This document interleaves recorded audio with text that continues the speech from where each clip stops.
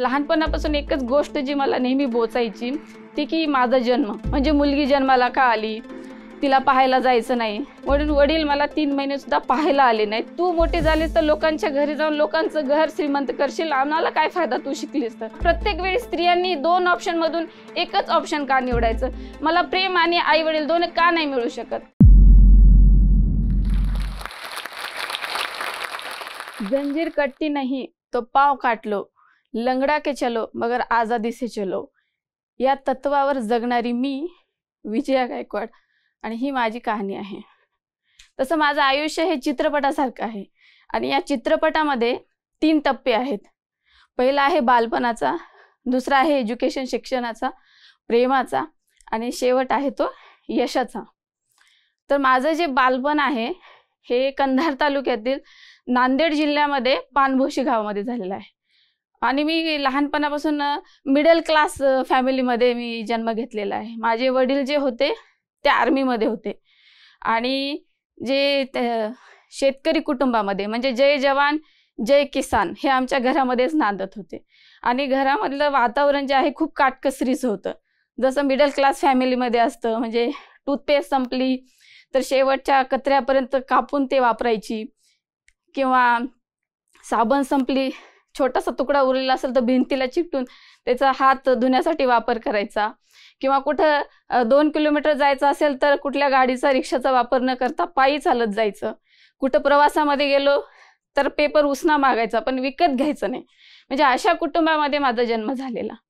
आणि इथंच जे माझं कुटुंब जे होतं ते लहानपणापासून हे मराठी प्रधान जे संस्कृती आहे त्या संस्कृतीमध्ये आम्ही वाढलेलो. म्हणजे खूप शिस्त, कारण वडील आर्मीमध्ये. पण लहानपणापासून एकच गोष्ट जी मला नेहमी बोचायची ती की माझा जन्म. कारण माझा जन्म जेव्हा झाला होता ते जुन्या काळातील चित्रपटासारखा, म्हणजे मुलगी जन्माला का आली, तिला पाहायला जायचं नाही.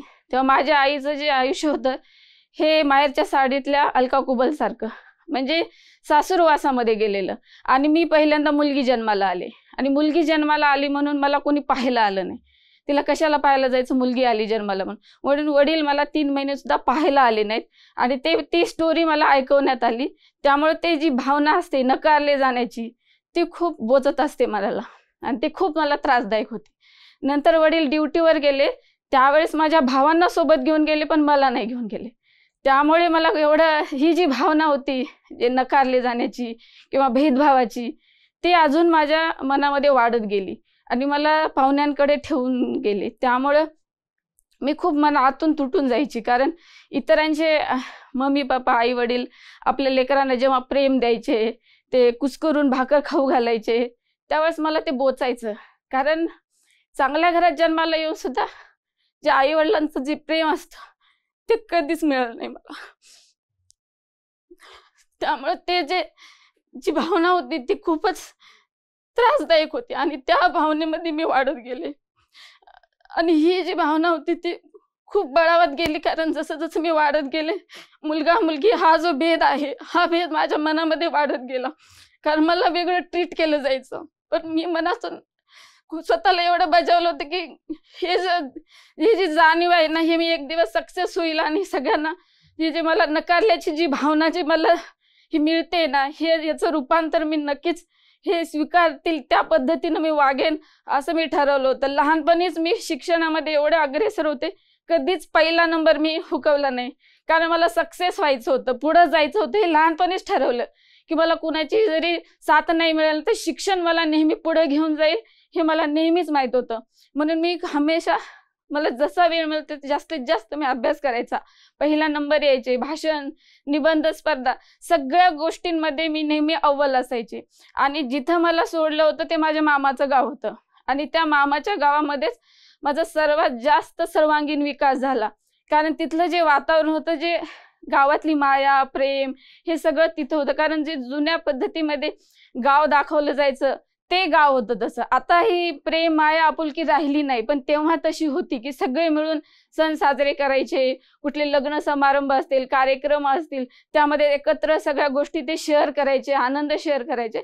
तशा गावामध्ये वाढले. आणि तिथं मला सर्वात जास्त जर माझा आपलेपणाची जाणीव जी होती ती माझ्या आजीने दिली, सोनूमाय. जे गाव होतं गोलेगाव.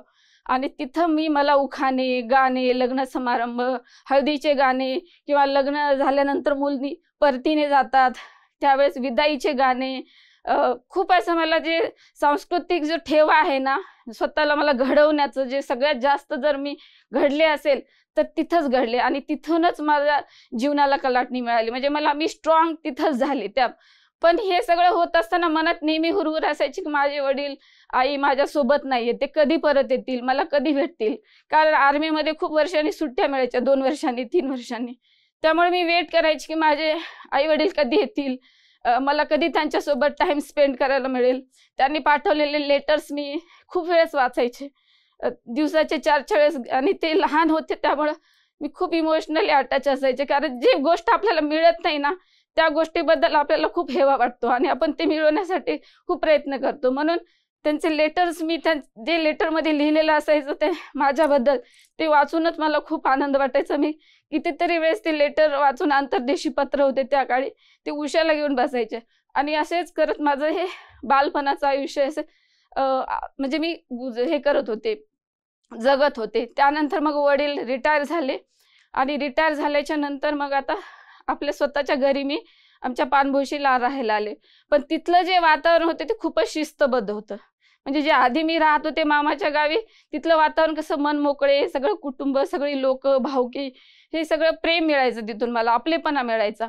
आणि इथं जे आई वडिलांकडचं वातावरण होते ते वडिलांचं खूपच शिस्तबद्ध होतं. कारण मिलिटरीमध्ये असल्यामुळे त्यांच्या नियमानुसार एवढ्याच वेळेला उठलं पाहिजे, एवढ्याच वेळेत तयार झालं पाहिजे, एवढ्याच वेळेत झोपलं पाहिजे. म्हणजे त्यांच्या जे नियम असतील त्यानुसार राहावं लागायचं आणि खूप अडचण जायची.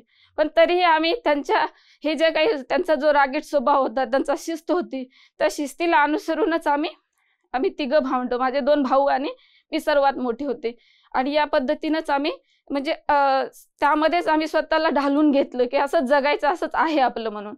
आणि त्या पद्धतीनंच आम्ही करत होतो. पण मी वर्गामध्ये खूप हुशार होते, पण घरचे जे म्हणायचे ना, तू शिकून काय फायदा आम्हाला, माझ्या मुलांना तू शिकव, त्यांना तू समजून सांग, तू मोठी झालीस तर लोकांच्या घरी जाऊन लोकांचं घर श्रीमंत करशील, आम्हाला काय फायदा तू शिकलीस तर. पण असे ते मला म्हणायचे त्या काळी. आई वडील आहेत, माझं प्रेम खूप आहे त्यांच्यावर. त्यांनी पण वाईट नाहीत, कारण त्यांनी जसं समाज आहे त्यानुसार त्यांच्यावर संस्कार झाले आणि त्या पद्धतीनेच ते माझ्यासोबत ट्रीट झाले. आजकालच्या फिल्म सारखं आई वडील, मित्र मैत्रिणी असं आमचं फॅमिलीचं नव्हतं. आम्हाला पुराण्या जमान्याचे स्ट्रिक्ट आई वडील, अशा पद्धतीनं आम्ही जगलो. मग असं एक वेळ आली, 11वी-12वीचं वर्ष होतं, टॉप होते मी आतापर्यंत सगळ्याच गोष्टीमध्ये. आणि मग मी नेहमी कार्यक्रमांमध्ये, भाषणांमध्ये नेहमी नंबर आणायचे, फर्स्ट नंबर आणायचे आणि माझं नाव व्हायचं पेपरमध्ये, अवॉर्ड मिळायचे मला. लहानपणापासूनच या गोष्टीमध्ये मी पुढे होते.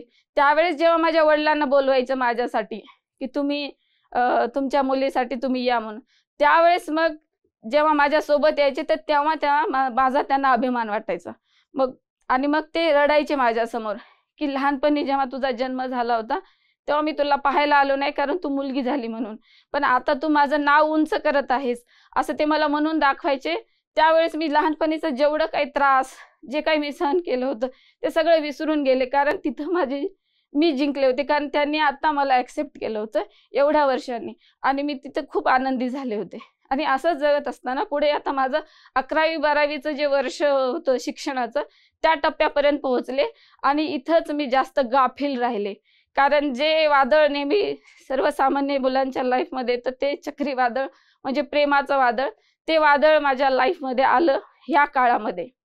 आणि हे वादळ आल्याच्या नंतर सुरुवातीला मी खूप नकार दिला होता, कारण मला माहित होतं की माझ्या घरची जी परिस्थिती आहे ती प्रेमाच्या अनुकूल नाहीये. कारण वडील एवढे शिस्तप्रिय, त्यात मराठा समाज, दुसऱ्या जातीचा मुलगा, पुन्हा हे प्रेम प्रकरण, गावामध्ये असे विषय खूप म्हणजे चिघळतात आणि हे आपल्या घरासाठी घातक आहे किंवा आपल्या कुटुंबासाठी घातक आहे हे मला नेहमी वाटायचं. म्हणून मी सुरुवातीला नकार देत होते या गोष्टीसाठी की मला सक्सेस व्हायचं, पुढे जायचं, या गोष्टीमध्ये मला पडायचं नाहीये.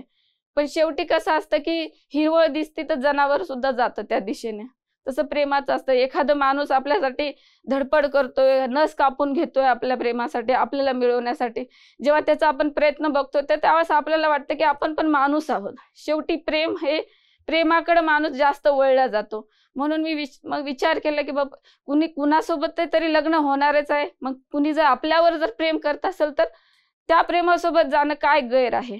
म्हणून मी म्हटलं समोरच्या व्यक्तीला, माझे जे मिस्टर आहेत त्यांना म्हटलं की जर तुम्हाला जर खरंच प्रेम करायचं आणि होकारच हवा असेल तर लग्न जर करायचं असेल तरच आपण पुढे जाऊया, माझा होकार समजा. जर लग्न जर करायचं नसेल, फक्त टाइमपास तुम्हाला जर करायचं असेल तर मी इथंच माघार घेते. कारण पुढे आयुष्यभर आठवण काढून झुरत बसण्यापेक्षा, एकमेकांना स्वप्नात बघण्यापेक्षा, त्याच्यासोबत माझं लग्न झालं असं तर असं झालं तसं झालं हे विचार करत विरहामध्ये जगण्यापेक्षा जे काही होईल इतिहास घडेल, नाही तर काहीतरी होईल, लोक काही म्हणतील, पण लग्न करायचं आणि शेवट हा जो प्रेमाचा जो शेवट आहे तो सक्सेसच्या दिशेने गेला पाहिजे. हा अपूर्ण प्रेम राहिलं नाही पाहिजे असं मी पहिल्याच वेळेस ज्यावेळेस मला प्रपोज त्यांनी केलं होतं त्याच वेळेस त्यांना सांगितलं. आणि हे त्यांनी एक्सेप्ट केलं की मला पण लग्नच करायचं आहे, मला टाइमपास करायचं नाही. तेव्हा मी पण मग त्या दिशेने वाहवत गेले. आणि हे जे वादळ आहे हे हळूहळू, कारण अशा गोष्टी जास्त दिवस लपून राहत नाहीत, ते घरापर्यंत पोहोचतात. आणि एके दिवशी असंच आमच्या घरात हे चक्रीवादळ पोहोचलं. मग जे नॉर्मल जे जुन्या पिक्चरमध्ये बघतात त्या पद्धतीनंच वादळ घरामध्ये आलं. माझ्यावर नजर ठेवण्यात आली, माझ्यावर मारहाण करण्यात आली, मला एका रूममध्ये बांधून ठेवण्यात आलं, मिरचीचे धूर देण्यात आले मला. म्हणजे मी काही त्या दिशेने जाऊ नये यासाठी खूप प्रयत्न करण्यात आले. पण आम्ही ठरवलं होतं तर जगायचं तर सोबत जगायचं, नाहीतर मरायचं, हा तेव्हाच ठरवलं होतं. आणि तशा पद्धतीनेच आमचा प्रवास चालू होता. मग असेच रोजच्या टॉर्चरमध्ये एके दिवशी आईवडिलांनी म्हटले की तुला जर प्रेमच करायचं असेल तर आम्ही तर तुझं सक्सेस होऊ देत नाही, निदान तू मरून जा, म्हणजे आम्ही मोकळे, तू पण मोकळी, आमच्या घराण्याची इज्जत वाचेल आणि काहीतरी आमचं चांगलं तरी होईल. तू काय कर, सुसाईड कर, मर कुठंतरी जा, म्हणजे आमचे प्रॉब्लेम सॉल्व्ह होतील असं ते म्हटले. कारण नेहमीचे टोमणे मारहाण मी पण त्रासून गेले होते. म्हटलं बरं झालं, जाऊ दे, जगणंच मला नकोसं झालं, जाऊ दे, म्हणून मी विष घेतलं. विष घेतल्याच्या नंतर ही गोष्ट माझ्या आईला कळाली. मग माझ्या आईने वडिलांना सांगितलं, मला तात्काळ दवाखान्यामध्ये आम्हाला हलवण्यात आलं. दवाखान्यामध्ये माझी आई रात्रंदिवस माझ्यासोबत होती. माझी आई मला म्हटली की मरण्यापेक्षा तू मरू नको, तुला जे पाहिजे तू कर, मी तुझ्यासोबत आहे म्हटली माझी आई. आणि माझी आई लहानपणापासून माझ्यासोबत आहे. जेव्हा मला कुणीच पाहत नव्हते, माझे वडील ड्युटीवर होते, तेव्हा दारूला सुद्धा लहानपणी मी छोटे असताना तेव्हा मला औषध गोळ्या द्यायचे नाहीत माझी आजी इकडची. तर माझी आई शिलाई शिवून 2-4 रुपये कमावून चोरून मला दवा पाणी करायचे, माझ्यासाठी खूप झटायचे त्या काळी. फक्त एकमेव आई होती जी मला नेहमी सपोर्ट केली. आईनं माझ्याकडून वडिलांना केलं की करू द्या मुलीला, जे करायचं ते कर, ती वाईट तर काही करत नाही, आतापर्यंत तिनं कधीच काही केलं नाही. तर मग मी पण म्हटले लग्न केलं तर याच मुलाशी करेल, नाही तर दुसरं कोणाशीच करणार नाही.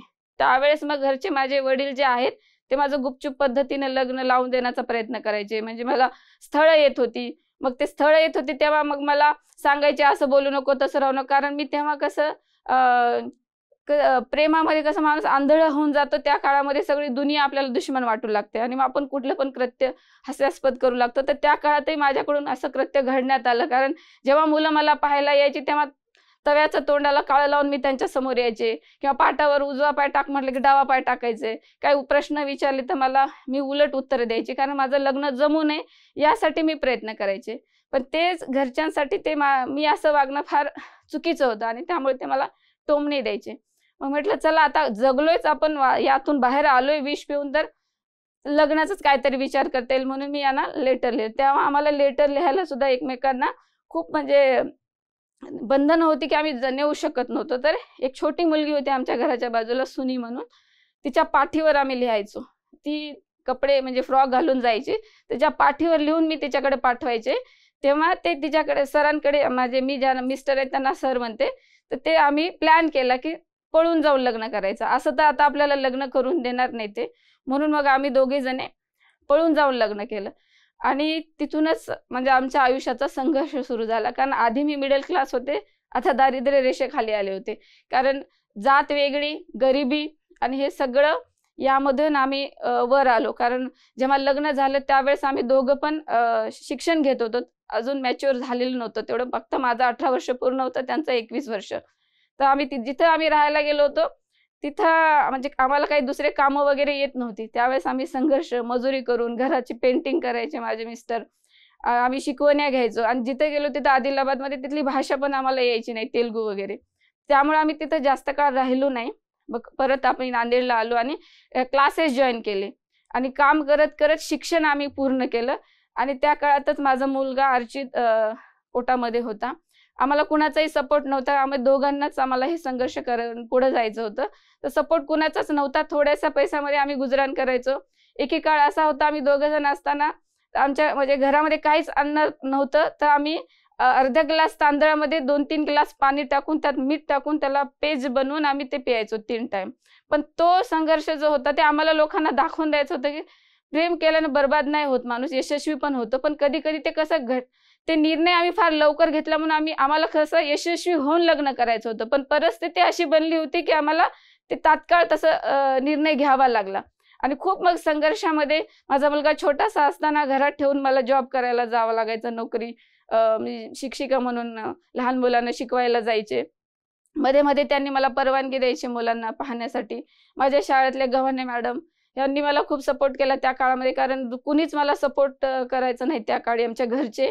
पण त्या माऊलीने मला खूप साथ दिली आणि माझा मुलगा त्या शाळेमध्ये बिना फीसचा 2री पर्यंत तो तिथंच शिक्षण घेतला आणि फीस कधीच घेतली नाही तेव्हा. पण माझं असं होतं की मी टॉपर होते आणि मला असं जगायचं नव्हतं. म्हणजे असं किडे-मुकडे 10-15 हजार 12 हजार पगार हे तर माझा खर्च होता आधी. म्हणजे मी भाषण वगैरे बघतात तर स्पर्धामध्ये 5-5 हजार 4-4 हजार जसं महिन्यातून 5-10 माझ्याकडे यायचं. पण एवढ्या पैशात माझा महिना काढायचा होता मला आता लग्नानंतर. मग मला वाटायचं माझ्या आयुष्यात असंच काहीतरी घडणं बाकी आहे. अजून मला काहीतरी अचीव करायचंय, पण नेमकं काय करायचंय हे मला न सापडत नव्हती त्या काळामध्ये. मी खूप काय केलं. मी क्लासेस केले, त्याच्यानंतर शाळा केली, शाळा करून क्लासेस केले. एक हॉटेल आम्ही छोटंसं उघडलं. तिथं पुन्हा एक नेटवर्क मार्केटिंगमध्ये जॉईन झाले. ते साखळी पद्धतीने एकमेकांना जोडत जा, हे करा. म्हणजे जिथं होईल तिथं मी आजमावत राहिले स्वतःला की इथं काहीतरी मला अचिव्हमेंट मिळेल किंवा इथं काहीतरी मिळेल. म्हणून मी खूप धडपडत होते. आणि हे सगळं धडपड चालू असताना आम्हाला एकदा गव्हर्नमेंट जॉब पण लागली. त्यांना वेगळ्या सिटीमध्ये, मला वेगळ्या सिटीमध्ये. पण आम्ही दोघं जॉईन होऊ शकलो नाही. कारण समजा आम्ही परत तोच फॉर्म्युला माझ्या आई-वडिलांचा आमच्या लाईफमध्ये झाला असता. कारण नवरा एकीकडे, बायको एकीकडे, मग मुलाचं काय. मग आम्ही दोघांनी ठरवलं जिथं काम करते तिथंच पगार चांगली मिळते. गव्हर्नमेंट जॉबपेक्षा तर जॉब आम्ही जॉईन केले नाही. आम्ही तसंच बघ, आम्हाला घरचे मूर्ख ठरवत होते की चांगली नोकरी लागली असताना तुम्ही नोकरी का जॉईन नाही केली. पण आम्हालाच माहित होतं, कारण मला माहित आहे ना, आई वडील जवळ नसले तर काय त्रास होतो. तो त्रास माझ्या मुलाला मला होऊ द्यायचा नव्हता. भलेही 2 पैसे कमी मिळतील, कागदाचे तुकडे माणूस नंतरही कमवू शकतो, पण जी भावना मला लहानपणी माझ्या मनात जे नकाराची आणि बालपणामध्ये जे मला आई-वडिलांचं प्रेम मिळालं नाही, ते माझ्या मुलाच्या नशिबात येऊ नये असं मला वाटत होतं. म्हणून आम्ही ते जॉब स्वीकारला नाही. त्यापेक्षा जास्त कमावू असं मला मनात खूप वाटत होतं. आणि तशा पद्धतीचे चान्सेस मला भविष्यामध्ये मिळाले. कारण लॉकडाऊन हा जो आहे, हा बऱ्याच लोकांचं विनाशकारी हे एक म्हणजे विनाश घडवणारं हे लॉकडाऊन होतं. पण हे जो लॉकडाऊन आहे ना, माझ्या आयुष्याला खूप कलाटणी दिलेलं आहे. कारण ह्या लॉकडाऊनमध्येच मला पुण्याचं दर्शन झालं. मी पुण्यामध्ये आले. इथं मला मार्केटिंगमध्ये मी स्वतःला जॉईन करून घेतलं. लहानपणापासूनच बोलण्याचे स्किल असल्यामुळे मी या क्षेत्रामध्ये पुढं जात राहिले आणि मला वेगवेगळे बढत्या मिळत राहिल्या, प्रमोशन मिळत राहिलं, पार्टनरशिप ऑफर्स आल्या. मुळात मग मी हे दुःख जे मनात होतं ते मी लिहित होते आधी. ते लिहिण्यामुळे कसं माझे साहित्यिक लोक खूप मित्र-मैत्रिणी झाले. त्यामुळे काय मला इथं ते जे साहित्यिक जे माझे विचार होते ह्या नेटवर्क मार्केटिंग, सोशल मार्केटिंगमध्ये, सोशल मीडिया मार्केटिंगमध्ये मी वापर केला. आणि त्यामध्ये मग मला म्हणजे मला एवढा चान्स मिळाला पुढे जायचा की फार लवकर जी झेप घेतली याच क्षेत्रामध्ये. आणि मग मी पार्टनरशिप ऑफर स्वीकारली. त्यानंतर भरपूर चिक्कार पैसा कमवला आणि आज मी स्वतःचा बिझनेस आता मी रन करते. या सर्वामध्ये माझे मिस्टर माझ्यासोबत आहेत. बिझनेस माझ्या नावानं आहे, पण फील्ड वर्क सगळ्या गोष्टी हे माझे मिस्टर माझ्यासोबत सांभाळतात. म्हणजे आम्ही 5,000 पण आमच्या जवळ नव्हते तेव्हा आज पुण्यामध्ये आलोय. पण आज कोटींच्या वर आज आमची संपत्ती आज आमच्याकडे आहे. आज मी बिझनेस संदर्भात टिप्स देते लोकांना. आणि अशा पद्धतीने आमचा जो प्रवास आहे आता अजून वाढत जाणार आहे. कारण अजून बरेचसे बिझनेस आम्हाला 2-3 ऑप्शन ते आम्ही अजून लॉन्च करणार आहेत पाडव्यांना. आणि मला मागच्या वर्षी सुद्धा लोकमतचा भूमिपत्र अवॉर्ड मिळालेला आहे बिझनेसमध्ये. यावर्षी पुढे मला आता सिंगापूरला एक 50,000 स्त्रियांमध्ये टॉप 5 मध्ये माझं नॉमिनेशन झालेलं आहे. तिथं मला आता सिंगापूरला मार्च महिन्यामध्ये अवॉर्डसाठी बोलवलेलं आहे. तर हे अचिव्हमेंट आता माझ्या सुरू आहेत आणि असंच मला अजून अचिव्हमेंट करायचे आहेत भविष्यामध्ये. आणि यासाठी मी सगळ्या स्त्रियांना, सगळ्या मुलींना हेच सांगणार आहे की प्रत्येक कळीला हक्क आहे फुलण्याचा, मातीमधला वतन वारसा आकाशावर कोरण्याचा. कळी असो गुलाबाची, कमळाची वा गटारातली, तिच्यासाठी तिष्ठत असतो प्रत्येक किरण सूर्याचा. म्हणून कुठलीही परिस्थिती असो, कुठलीही मुलगी असो, कुठल्याही पोझिशनमध्ये असो, कुठल्याही सिच्युएशन तिच्यावर आलेली असो, तिनं संघर्ष करावा, पुढे यावं, स्वतःसाठी स्टँड घ्यावं. कारण जेव्हा एखादी स्त्री स्वतःसाठी स्टँड घेते ना, तेव्हा लगेच दुसऱ्यांना प्रॉब्लेम होतो. जेव्हा तुम्ही त्यांच्यासारखे त्यांच्या बोटावर नाचायला लागले ना, की तुम्ही खूप चांगले राहता, कारण ही बाई खूप चांगली आहे, ही मुलगी खूप चांगली आहे, कारण तुम्ही त्यांच्यासारखे वागता. पण जेव्हा तुम्ही स्वतःसाठी स्टँड घेता किंवा काही तुम्ही स्वतःसाठी निर्णय घेता ना, तेव्हा लगेच तुम्ही दुसऱ्यांसाठी वाईट होता. पण हे दुसऱ्यांसाठी वाईट आहे, पण ते तुमच्या स्वतःसाठी ते चांगलं आहे. म्हणून नेहमी स्वतःसाठी स्टँड घ्या, निर्णय घ्या. जेव्हा फॅमिली सोबत असते ना, तर एका स्त्रीचा संघर्ष हा सुकर होत जातो. आणि जेव्हा फॅमिली सोबत तिला पाहिजे ते ती मिळवते, खूप संघर्ष करते, पण हा जो संघर्ष आहे ना, तिला जास्त करावा लागतो, कारण फॅमिली सोबत नसते. जेव्हा फॅमिली सोबत असते ना, हा जो संघर्ष आहे ना, हा फार कमी होतो, सुकर होऊन जातो आणि तिला ज्या स्टेजपर्यंत जायचं किंवा ज्या यशापर्यंत जायचंय ना, ती लवकर पोहोचते. मुळात इथंच चुकतं. केव्हा पण एखादी स्त्री काही करायचं म्हटलं की लगेच मध्ये खूप अडकाटे येत असतात. कधी पण माझं पण तसं झालं. जेव्हा मला प्रेम मिळवायचं होतं, तर माझ्यासमोर 2च पर्याय, एक आई वडिलांना निवडा, नाही तर मग प्रेमाला निवडा. असं का प्रत्येक वेळी स्त्रियांनी 2 ऑप्शन मधून एकच ऑप्शन का निवडायचं? मला प्रेम आणि आई वडील दोन्ही का नाही मिळू शकत? पण तशी परिस्थिती तशी का निर्माण केली जाते? का आम्हाला समजून घेतलं जात नाही? कारण जेव्हा एखादी मुलगी पळून जाते ना, तेव्हा ती बदनामी होते, गावची, घरची, सगळ्यांच्या गोष्टीची. पण हे जर स्वीकार केला, त्यांच्या मनाचा विचार केला, तर ही बदनामीपासून ते वाचू शकतात, ह्या संघर्षामधून ते बाहेर येऊ शकतात. आजही मी एवढी सक्सेसफुल आहे, आज माझ्याकडे एवढा पैसा आहे, आज माझ्याकडे एवढे एम्प्लॉईज आहे, सगळं आहे, पण गावामध्ये आजही मला पळून गेलेली मुलगी म्हणून समजतात. आणि ज्याची कवडीचीही 1 रुपयाही कमवण्याची अक्कल नाहीये किंवा त्याची लायकी नाहीये, ते आम्हाला जातीबाहेर लग्न केलं म्हणून आम्हाला नावं ठेवतात. म्हणजे आजही आमच्या समोर, आमच्या बाजूला फोटो काढायला त्यांना लाज वाटते. म्हणजे हे जी मानसिकता आहे, ही मानसिकता जोपर्यंत बदलणार नाही, तोपर्यंत आपला समाज पुढे जाणार नाही. आणि स्त्रियांना सुद्धा हे जे काही प्रतिकूल परिस्थिती आहे, ही प्रतिकूल परिस्थिती आहे अनुकूल करण्यासाठी भरपूर संघर्ष करावा लागणार आहे. मला संघर्ष करावा लागला, मी इथपर्यंत आले. या संघर्षानं मला मजबूत केले, मी अजून पुढे जाईल. पण दुसऱ्या स्त्रियांनी सुद्धा असा स्वतःसाठी संघर्ष करावा. म्हणत नाही की पळून जाऊन लग्न करा म्हणून, पण लढा, शिक्षण घ्या आणि पुढे जा. कारण बिझनेस हा आपल्याला पुढे घेऊन जातो. नोकरी कसं फक्त एक घर पुढे नेते, पण बिझनेस पूर्ण पिढीला पुढे नेतो. म्हणून बिझनेसमध्ये या आणि स्वतःला यशस्वी करून दाखवा. एवढंच मला सांगायचं आहे. धन्यवाद. हा व्हिडिओ आपल्याला कसा वाटला हे आम्हाला कमेंट सेक्शनमध्ये कळवा आणि आपल्या मित्रांसोबत शेअर करायला विसरू नका.